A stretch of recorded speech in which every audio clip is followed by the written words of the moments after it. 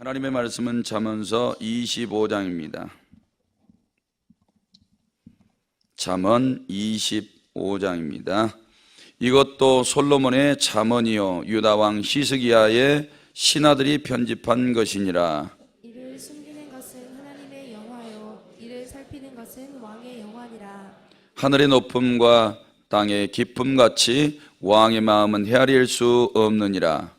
은에서 찌꺼기를 제하라. 그리하면 장색에 쓸만한 그릇이 나올 것이요. 왕 앞에서 악한 자를 제하라. 그리하면 그의 왕위가 의로 말미암아 견고히 서리라. 왕 앞에서 스스로 높은 채 하지 말며 대인들의 자리에 서지 말라.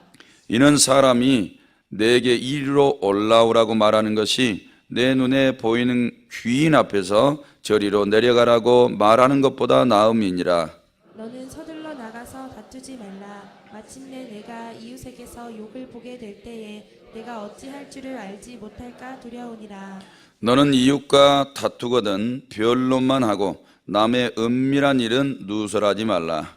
짓는 자가 너를 꾸짖을 터이요 또 내게 대한 악평이 내게서 떠나지 아니할까 두려우니라. 경우에 합당한 말은 아로새긴 은쟁반의 금사관이라. 슬기로운 자의 책망은 청종하는 귀의 금고리와 정금 장식이니라. 충성된 사자는 그를 보낸 이에게 마치 추수하는 날의 얼음 냉수 같아서 능히 그 주인의 마음을 시원하게 하느니라. 선물한다고 거짓 자랑하는 자는 비 없는 구름과 바람 같으니라. 오래 참으면 관원도 설득할 수 있나니 부드러운 혀는 뼈를 꺾느니라. 너는 꿀을 보거든 조카리만큼 먹으라. 과식함으로 토할까 두려우니라. 너는 이웃집에 자주 다니지 말라. 그가 너를 싫어하여 미워할까 두려우니라. 자기의 이웃을 쳐서 거짓 증거하는 사람은 방망이요 칼이요 뾰족한 화살이니라. 환난 날에 진실하지 못한 자를 의뢰하는 것은 부러진 이와 위골된 발 같으니라.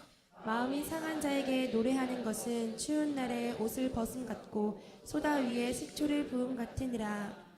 내 원수가 배고파하거든 음식을 먹이고 목말라하거든 물을 마시게 하라.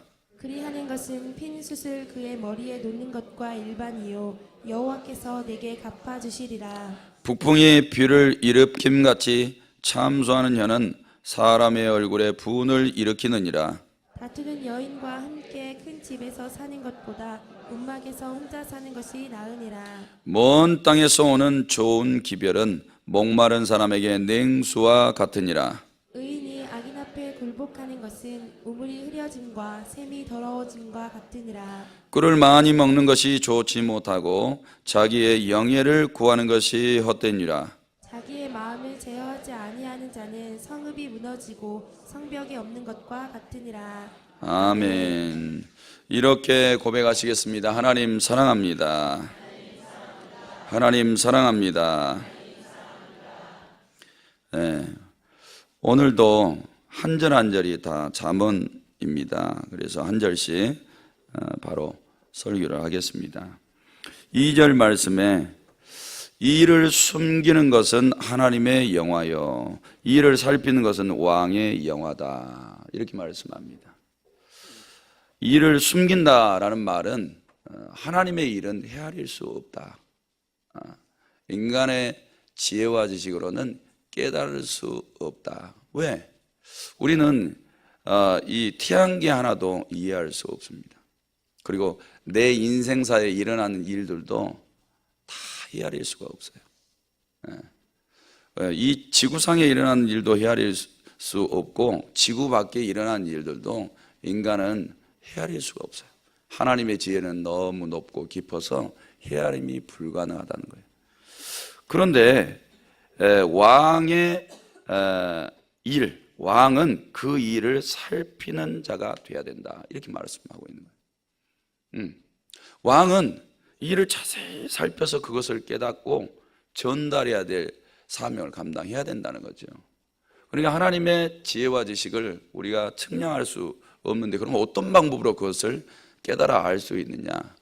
저는 저희 교회 와가지고 저희 담임 목사님 간증하는 걸 들으면서 나는 다 기도해서 받았다고. 기도해서 깨달았다고 이렇게 간증하신 걸 많이 들었죠. 그런데 이렇게 성경을 읽다 보면 주석이 많은 것들을 알게 해줍니다. 그리고 많은 분들이 설교가 그런 것들을 알게 해주는데, 그러면 설교가들은 어떻게 이런 성경 말씀을 깨달을 수 있을까? 방법이 없어요. 이것을 성경을 주신 분에게 물을 수밖에 없는 거죠. 깨닫게 해달라고. 그래서 하나님께서 깨닫게 해주셔야 그것을 헤아리고 이해하게 되고 전달할 수 있는 겁니다. 제가 이렇게 부교육자로 사역하면서 성도들이 막히는 많은 문제들을 접하게 돼요. 그리고 교회가 계속해서 영혼권에 앞장서야 되고 또 부흥성장에 가야 되는데 이게 쉬운 일이 아닙니다. 그렇기 때문에 이제 기도하지요. 기도를 하는데 하나님께서 깨닫게 해주지 아니하시면 불가능해요.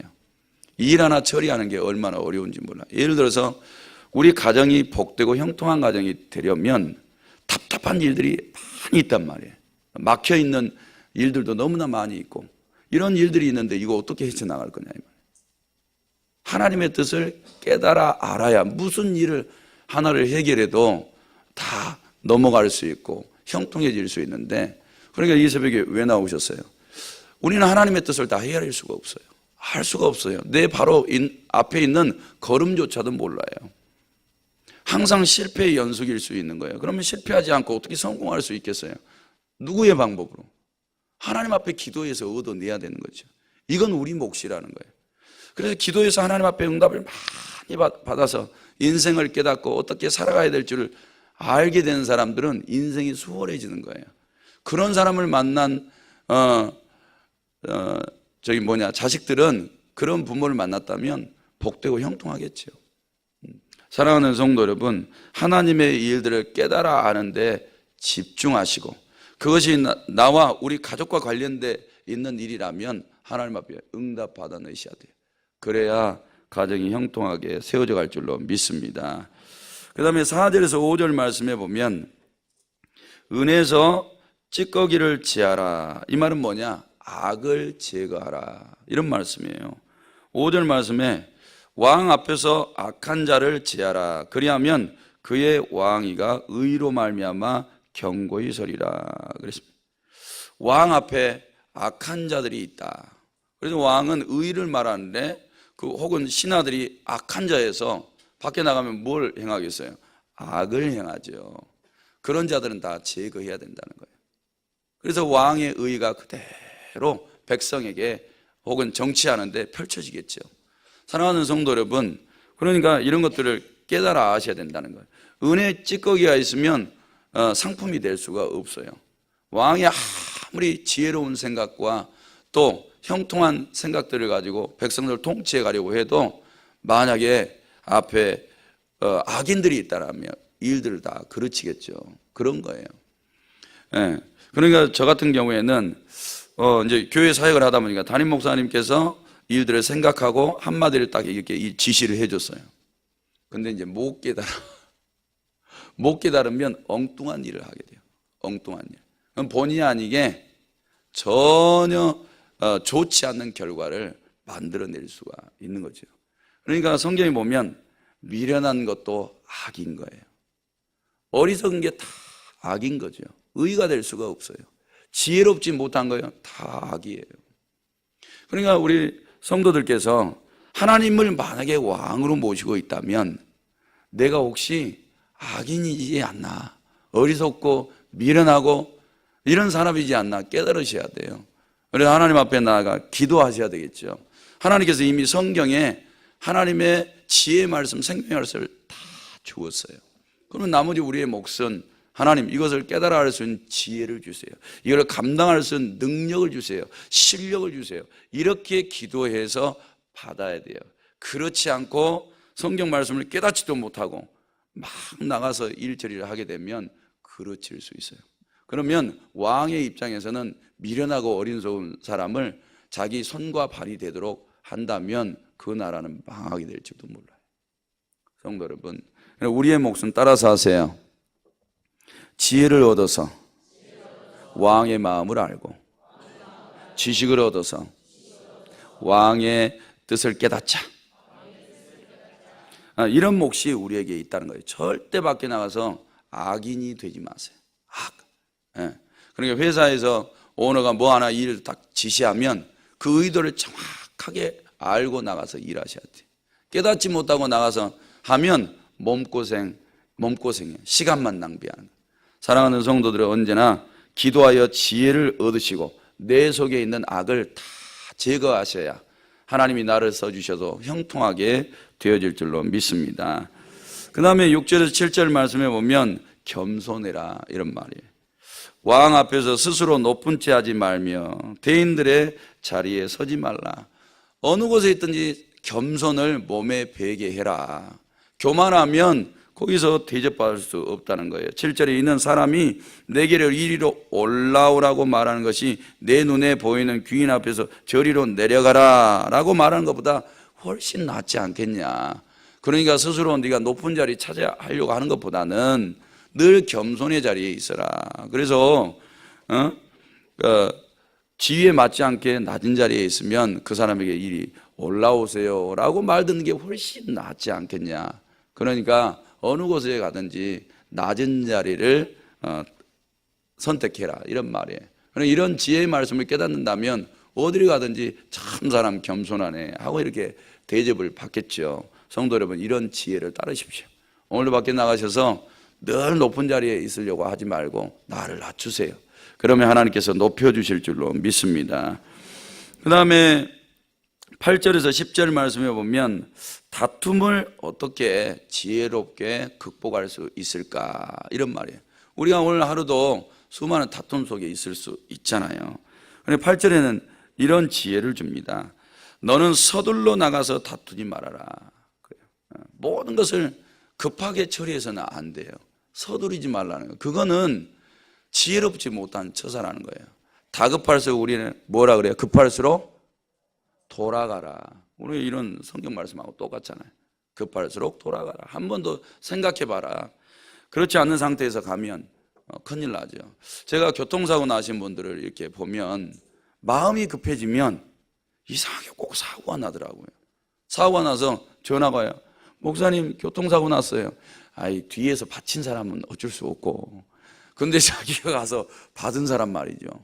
꼭 성급해요. 그래서 생각이 운전해가 있는 게 아니라 다른 일해가 있어요. 그러다 보니까 꼭 사고가 나고 이런 것들을 보게 돼요. 성도 여러분, 바쁠수록 침착해요. 침착하시는 게 지혜인 줄로 믿습니다. 그리고 9절에 다툼을 일으키지 않으려면 너는 이웃과 다투거든 뭔만 하고 변론만 하고 남의 은밀한 일은 누설하지 말아라. 변론은 괜찮아요. 내가 2차에서 이렇게 됐습니다 라고 잘 설명해서 다툼을 피하는 건 괜찮은데 남이 내가 잘못한 거 혹은 지적했다고 잘못 이해하고 나를 막 험담하듯이 이렇게 했다고 대받아치게 되고 오히려 너는 어쩐다고 너는 언제나 똑바른 사람이야? 막 이 남의 은밀한 일까지 누설하게 되면 지혜롭지 못한 처사라는 거예요. 그러면 남의 은밀한 것까지 드러냈어요. 그 어떤 평가를 받냐? 10절에 보니까 듣는 자가 너를 꾸짖을 터이요 또 내게 대한 악평이 내게서 떠나지 않는다. 그냥 서두르지 말고 변론까지는 괜찮다. 그러면 다툼을 다 모면할 수 있다는 거죠. 그런데 서두르고 가서 남의 비밀까지 드러내서 험담을 하게 되고 이렇게 했다가는 너 남에게 욕먹을 짓이야. 이렇게 하는 거예요. 그러니까 남의 부끄러운 것은 보호해주라.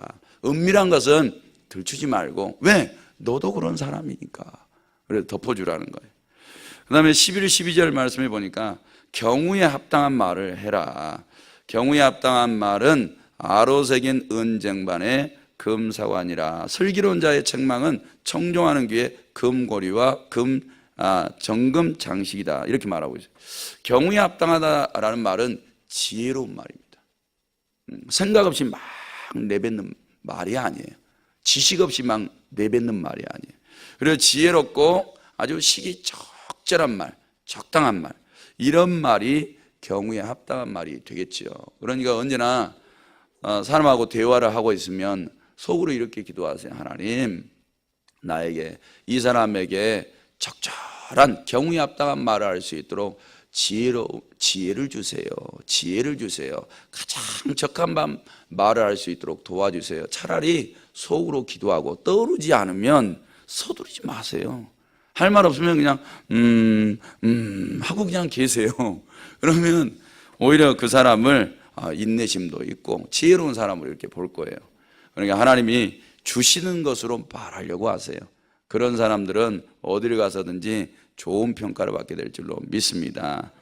그 다음에 13절에 충성된 사자에 대해서 이야기를 합니다. 충성된 사자는 그를 보낸 이에게 마치 추수하는 날의 얼음 냉수 같아서 능히 그 주인의 마음을 시원하게 한다라고 말하고 있어요. 저는 그 생각을 해봤어요. 누가 가장 이 지구상에서 충성된 사람이었을까? 충성은 목숨까지 갖다 바치는 사람이에요. 이런 사람이 누구였을까? 생각해 보니까 가장 멋있는 분이 예수님이었어요. 성부에게 목숨까지 갖다 바쳐서 성부가 나타내고 싶은 사랑을 다 나타냈어요. 얼마나 충성스러웠을까? 그런 생각을 해요. 성도 여러분, 오늘도 우리는 충성스러운 사람이 되셔야 되는데 세상 죄인에게 갖다가 내 목숨 바친다. 죄송합니다. 개털되는 거예요. 하나님이 싫어하는 거, 하나님이 재물 싫어해요. 재물을 좋아하는 거 싫어해요. 부귀영화, 허탈한 거 마음을 두는 사람들, 이런 사람들 별로 안 좋아해요. 그런데 거기다가 막 충성을 다 바쳐. 충성. 사랑하는 성도 여러분, 그 사람들한테 인정받을 수 있겠죠. 그런데 하나님 앞에 인정을 못 받아. 그러니까 우리는 언제나 1번이 하나님이에요. 하나님이라면 내 목숨 딱 갖다 바치는 거예요. 아이고 아깝지 않다. 이렇게 목숨을 갖다 바쳐요.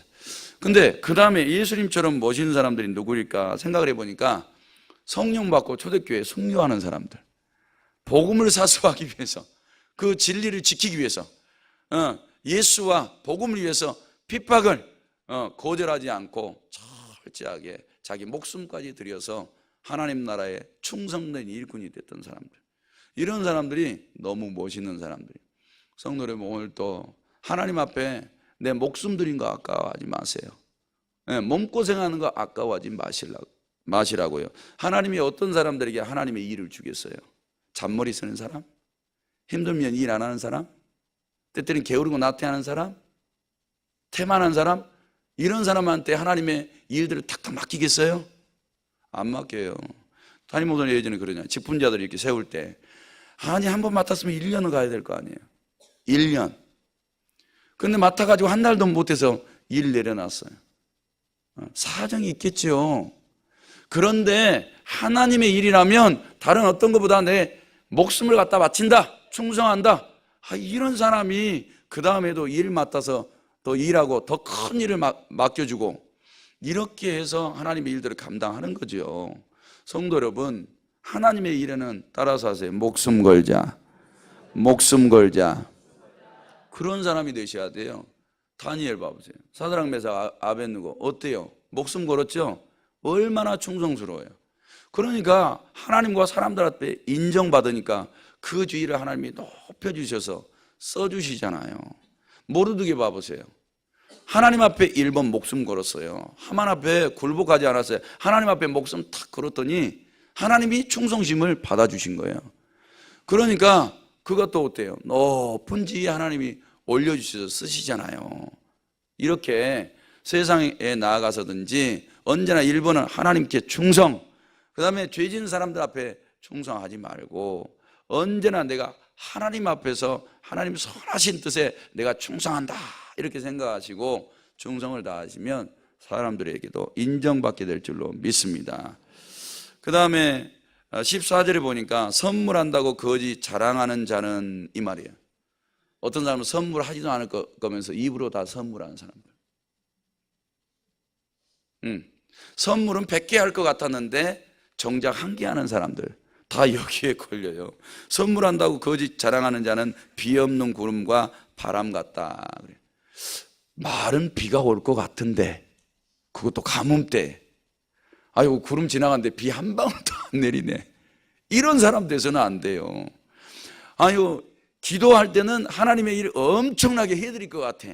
근데 밖에 나가면 안 해. 하나님 기다리고 있는데.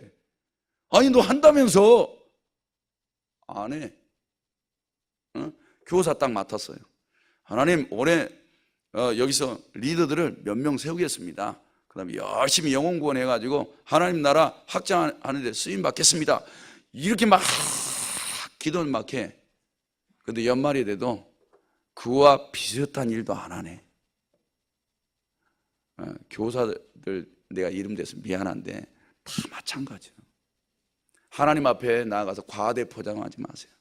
뭔가 입술로는 막 열정으로는 다 해드릴 것 같은데 이거는 비 없는 구름하고 똑같네. 저한테 얘기하는 거니까 너무 심각하게 듣지 마세요. 심각하게 들려지시면 진실하게 기도하세요. 많이 기도하지 말고 할 만큼만 기도하고 그거 감당할 수 있도록 능력 달라 그래요. 그게 훨씬 지혜로우니까. 할렐루야. 그 다음에 15절 말씀에 오래 참으면 관원도 설득할 수 있나니 부드러운 혀는 뼈를 꺾느니라 그랬어요. 이게 인내심이 이 정도로 좋대요. 아니 관원의 마음을 어떻게 바꿔요? 저 신약 성경에 보니까 다급한 사람 있죠. 다급한 사람. 관리에게 찾아간 여인 보죠. 여인 어떻게 하던가요? 관리의 마음을 돌이키기까지 찾아가요. 인내심 오래 참고 자기가 뜻하는 바가 있으면 오래 참고 도전하셔야죠. 도전. 공부도 마찬가지고 일도 마찬가지예요. 무슨 일 하나가 딱 주어졌으면 이루어내는 열매 맺는 사람이 될 거 아니에요. 근데 스스로 일 하나 맡아가지고 자기가 못 참아서 일 다 그르쳐요. 제가 보니까요, 어떤 사람들은 그냥 참고 인내하는 게 진짜야. 그 사람이 참이에요. 진국이에요. 험한 일일수록 마찬가지예요. 인내하면서 감당하셔야 돼요. 하나님의 일들은 제가 보니까요, 맡았으면 그때부터 인내하셔야 돼요. 아무리 어렵고 힘들어도 인내하셔야 돼요. 교회에서 맡겨진 일도 마찬가지예요. 인내심이 없으면 그 사람은 일 못 맡아요. 하나님 앞에 상급을 쌓고 보화를 쌓을 일을 할 수가 없다고. 그러니까 우리는 따라서 하세요. 오래 참읍시다. 네, 오래 참으셔야 돼요. 하나님이 일 맡겨주셨습니다. 그렇게 되시기를 축복합니다. 그 다음에 18절에 자기 이웃을 쳐서 거짓 증거하는 사람은 방망이요 칼이요 뾰족한 화살이라. 거짓말이 이렇게 안 좋다는 거예요. 여러분들 밖에 나가서 혹시 거짓말 치세요? 요 입술에다가 방망이 가지고 상대 후려치는 거예요. 뾰족한 송곳과 같아서 막 남을 찌른 거예요. 근데 이 거짓말 가지고 위증을 했다. 한 사람의 생명을 망치는 겁니다. 거짓말 가지고 위증하면. 집안에서 거짓말 치는 혹시 얘들 있으세요? 그런 부모 있어요? 그런 부부 있으세요? 그거 상대 방망이 가지고 치는 거예요. 근데 남 앞에서 그 사람 상대에 대해서 거짓말을 쳐봐. 죽이는 겁니다. 밖에 나가서도 절대 거짓말 쳐서는 안 돼요. 진실해야 돼요. 내가 잘못해서 피해를 보더라도 진실하셔야 돼요. 하나님이 이런 사람을 높여요. 네. 언제나 거짓을 달고 다니는 사람은 가까이 하지도 말고 거짓말 하지도 말고 하나님은 참이시라 그랬잖아요. 진리이시라 그랬잖아요. 그것만 붙잡고 살아가셔도 될 줄로 믿습니다. 그 다음에 원수 사랑하는 말이 나와요. 21절에 내 원수가 배고파 하거든 음식을 먹이고 목말라 하거든 물을 마시게 하라 그랬어요. 이렇게 하래요. 이웃사랑 이렇게 하래요. 그래서 신약 성경도 원수 사랑하라고 나오잖아요. 이렇게 하는 것이 22절에 그리하는 것은 핀 숯을 그 머리에 놓은 것과 일반이라 그랬어요. 내가 원수에게 먹을 것을 주고 마실 것을 줘. 그가 목마를 때 마실 것을 줘요. 근데 그의 머리에 핀 숯이 된다는 거예요. 봐보세요. 아니 원수가 이렇게 먹을 것을 대접해주고 물을 줘. 이런 생각을 했겠어요? 원수가? 그런 생각 안 하죠. 당황스러워요. 당황스러운 일들이에요. 그의 머리에 마치 핀 숯을 올려놓은 거와 똑같다는 거예요. 이렇게 원수한테 잘해줬는데 그 원수가 나를 계속 원수 짓을 해. 그러면 하나님이 그의 영혼을 어떻게 해요? 심판해 버리세요. 진짜 그의 영혼에까지 자기는 핀수술 올리는 거하고 똑같은 거예요. 벌 받는다 이 말이에요. 그러니까 원수에게 대접을 하면 그 상대 원수는 어떻게 해요? 묶인 거 풀어야죠. 그래서 사랑으로 다시 연결돼야 되는 거예요. 우리도 누군가가 나에게 상처를 줬어. 그런데 나하고 밥 한 끼 먹지. 뭐 하자는, 묶자는 거예요? 풀자는 거예요? 풀자는 거예요. 그런데 내가 안 풀어줬어. 그러면 하나님이 나를 어떻게 대접하실까? 내 영혼을 쳐요. 저 사람은 이웃사랑하라 그래서 자기가 잘못해가지고 미안해서 이제 풀려고 하는데 내가 마음이 꽁꽁 얼어붙어가지고 저 얼굴도 베기도 싫은 거. 내가 무슨 밥을 같이 먹냐? 너나 먹어라. 이래서 하나님이 나를 치는 거예요. 사랑하는 사람은 그런 말이에요. 절대 어떻게 남하고 이렇게 꼬여가지고 살겠어요. 하나님이 숯불을 여기다 하나 올려줘봐요. 홀라당 다 타지. 마지막으로 28절에 자기의 마음을 제어하지 아니하는 자는 성읍이 무너지고 성벽이 없는 것과 같다. 이 마음을 제어하는 게 너무나 중요한 것 같아요. 잡아보세요. 지혜의 말씀 다 줬어요. 지혜의 말씀. 근데 마음은 이걸 하려고 하는데 하지 못할 상황이 많이 발생해. 네. 그래서 마음이 무너져 버려. 이런 사람들은 성음이 무너지고 성벽이 없는 사람하고 똑같다 그랬어요. 네. 마귀는 봐보세요. 하나님은 하나님의 말씀을 깨닫게 해서 그 말씀대로 막 실천하면서 살아가게 만들죠. 근데 마귀는 그거 못하게 하잖아요. 그래서 감당하지 않는 사람들은 마귀한테 다 당하는 거예요. 근데 마귀가 봐보세요. 우리가 지혜의 말씀을 깨닫고 생명의 말씀을 깨닫고 그대로 실행하려고 하는데 마귀의 공격이 와. 그래도 마귀의 공격 다 무시하고 하나님 말씀을 지켜. 그럼 마귀가 이길까요? 질까요? 집니다. 그리고 오히려 하나님의 상급을 받게 돼요. 성도 여러분, 밖에 나가세요. 죄 짓지 마세요. 지혜의 말씀 따라가요. 그러면 하나님께서 그 마음을 인정해 주시고 복을 주실 줄로 믿습니다. 그런 은혜가 있기를 주님의 이름으로 축복합니다. 하나님 아버지, 오늘도 주님 앞에 나오면서 빈손 보이지 않고 건축원금, 감사, 일점 번제물 제목 올려드립니다. 우리 하나님 받으시고 하늘 곳간에 쌓아 주옵소서. 이것이 성경에 약속하신 대로 복이 되어 성도들이 형통하게 하시고 복받아 부유한 중에 하나님 사랑, 이웃 사랑하게 하옵소서.